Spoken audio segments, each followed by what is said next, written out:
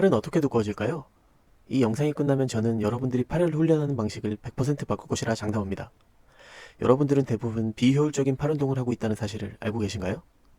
예를 들어 일반적인 덤벨 컬을 할 경우 상완 이두근의 활성도가 약 70%이지만 덤벨 해머 컬로 자세를 바꾸고 팔을 몸통에 고정하여 진행할 경우 상완근의 활성도가 90%까지 올라간다는 사실을 알고 계셨습니까? 이처럼 운동 자세와 그립법을 조금만 바꿔도 특정 근육의 활성도를 극대화할 수 있습니다. 이번 영상에서는 팔이 현실적으로 커지는 방법이 무엇이고 어떤 식으로 운동해야 그 과정을 극대화할 수 있는지 구체적인 루틴과 운동 방식까지 알려드리겠습니다. 일반적으로 팔을 키우는 보편적인 루틴은 바벨 컬과 덤벨 컬로 이두근 전체의 힘과 볼륨을 키우고 삼두근은 프레스 다운으로 고립해 모양을 잡는 것이 가장 좋은 방법이라고 알려져 있죠. 하지만 이런 방식으로 여러분의 팔은 충분히 커지셨나요? 오늘 영상에서는 해외에서 EMG 장비를 이용하여 우리가 알고 있던 운동 방법들이 얼마나 비효율적이었는지, 그리고 어떤 운동이 진정으로 효율적인지 검증하는 시간을 가지려고 합니다. 물론 어떤 운동이든 꾸준히만 하면 몸은 좋아진다는 말이 틀린 건 아닙니다. 꾸준함과 노력은 모든 운동 성장의 기본이니까요. 하지만 효율을 무시하고 무작정 노력만 하는 것은 걸어서 부산까지 가는 것과 같습니다. KTX를 타면 훨씬 더 빠르고 편하게 도착할 수 있는데 굳이 걷는 것을 고집할 필요는 없겠죠. 오늘 우리는 여러분의 노력이 헛되지 않도록 효율이라는 KTX를 타고 빠르게 성장하는 방법을 알려드릴 겁니다. 팔 근육은 크게 이두근, 삼두근, 그리고 상완근으로 나뉩니다. 팔이 얇아 보이는 이유는 이 세 근육을 균형 있게 키우지 못했기 때문입니다. 특히 팔의 두께를 결정하는데 가장 중요한 근육은 삼두근입니다. 팔 전체 부피의 3분의 1을 차지하기 때문이죠. 첫 번째로 이두근의 봉우리를 만드는 운동인 인클라인 덤벨 컬입니다. 이두근은 장두와 단두로 이루어져 있는데 흔히 말하는 이두근의 봉우리는 이두근의 장두가 담당합니다. 많은 분들이 서서 하는 스탠딩 덤벨 컬을 하지만 이 운동은 몸에 반동을 쓰기 쉬워 이두근에 온전한 자극을 주기 어렵습니다. 이 운동은 인클라인 벤치를 45에서 60도 정도로 기울여서 시작합니다. 너무 눕히면 어깨에 부담이 갈 수 있으니 적절한 각도를 찾는 것이 중요하죠. 벤치에 등을 대고 앉아 양손에 덤벨을 잡은 후 팔이 몸 뒤로 자연스럽게 늘어지도록 합니다. 이 자세는 이두근의 장두를 최대한 늘려놓아 더 큰 자극을 줄 수 있습니다. 팔꿈치를 고정한 채 덤벨을 들어 올릴 때는 손목을 약간 돌려 이두근을 쥐어 짜는 느낌으로 수축합니다. 몸을 앞으로 숙이거나 반동을 사용하지 않도록 주의하세요. 마지막으로 천천히 저항을 느끼며 시작 자세로 돌아갑니다. 이때 네거티브 동작, 즉 내리는 동작을 3초 이상 길게 가져가야 합니다. 이 과정에서 근육 소모가 찢어지면서 더 큰 성장이 일어납니다. EMG 분석 결과 인클라인 덤벨 컬은 스탠딩 덤벨 컬보다 이두근의 활성도가 20% 이상 높게 나타났습니다. 특히 장두에 집중적인 자극을 주기 때문에 이두근의 봉우리를 만드는데 가장 효율적인 운동입니다.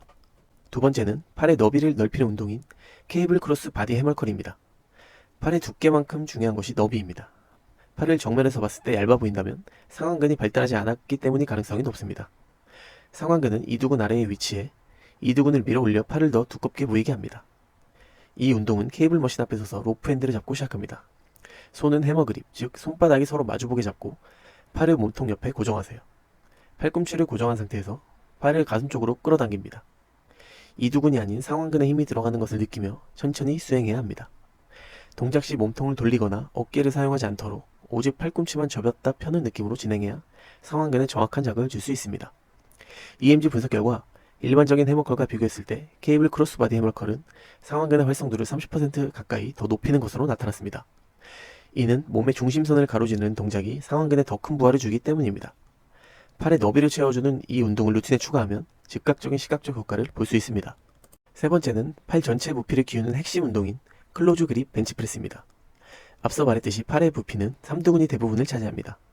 많은 분들이 삼두근 운동으로 프레스 다운이나 덤벨 킥백을 하지만 이 운동들은 비교적 가벼운 무게로 고립 훈련에만 집중하기 때문에 근육의 사이즈 자체를 키우는 데는 한계가 있습니다. 삼두근에 최대한의 중량을 실어 근육 성장을 유도해야 합니다.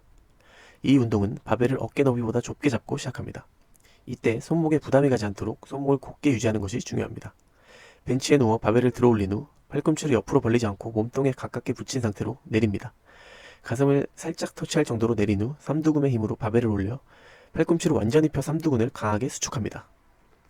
EMG 분석 결과 클로즈 그립 벤치프레스는 삼두근의 모든 머리를 동시에 자극하여 삼두근 활성도를 80% 이상으로 끌어올리는 것으로 나타났습니다.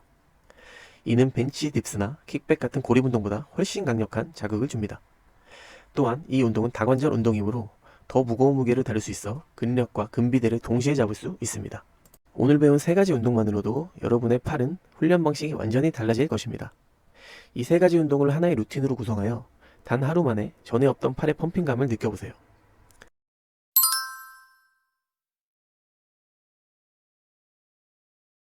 마지막으로 몇 가지 팁을 드릴게요. 무게 욕심은 금물입니다. 올바른 자세가 가장 중요합니다. 무거운 무게를 드는 것보다 올바른 자세로 근육에 정확한 자극을 주는 것에 집중하세요. 네거티브를 강조하세요. 모든 운동에서 내리는 동작을 천천히, 근육의 저항을 느끼며 수행하세요. 이것이 근육 성장의 핵심입니다. 충분한 영양과 휴식도 필수입니다. 근육은 운동할 때 만들어지는 것이 아니라 휴식하고 영양을 섭취할 때 성장합니다. 양질의 단백질을 충분히 섭취하고 7, 8시간 이상 충분히 수면을 취하세요. 오늘 이 영상에서 알려드린 효율적인 운동 방법과 원리를 이해하고 적용한다면 여러분의 팔은 기존과는 비교할 수 없을 만큼 빠르게 성장할 것입니다.